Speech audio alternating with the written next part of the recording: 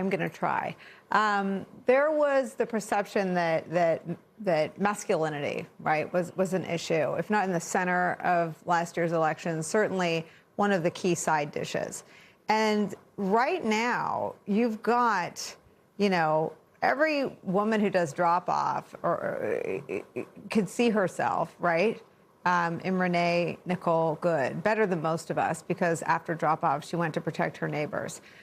Every man or boy who covets the actual essence of masculinity, which is to be a protector, to be strong, to be brave, can see himself or can want to see himself in Alex Preddy putting his body and his hands up and just a phone in his hands between himself and a woman being pepper sprayed. It's not just visceral.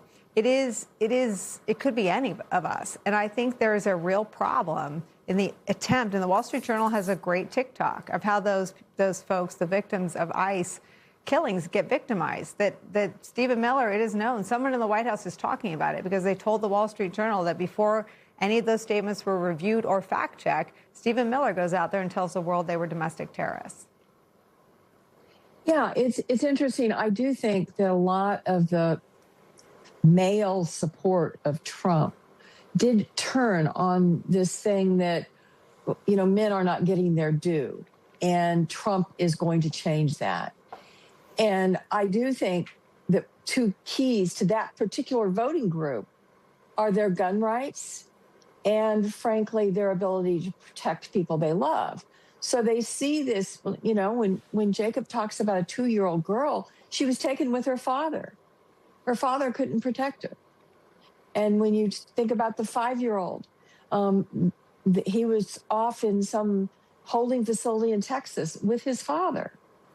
And you have the U.S. attorney in Washington, D.C., one of the most important cities in America, saying, don't show up with a gun.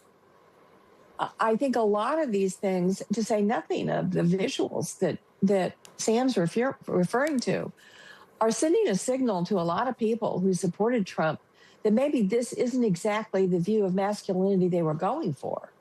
And I think they're in political trouble over it. And, Nicole, we always forget to mention how narrow Stephen Miller's political experience is. Michelle Bachmann's presidential campaign, immigration work for Jeff Sessions in the Senate, and Donald Trump. He clearly does not have a political antenna, or he would not be making major mistakes that are going to cost Donald Trump and his party lots of seats in Congress. Yeah, we'll go through some of the numbers from Fox News, of all places, and Quinnipiac on the other side.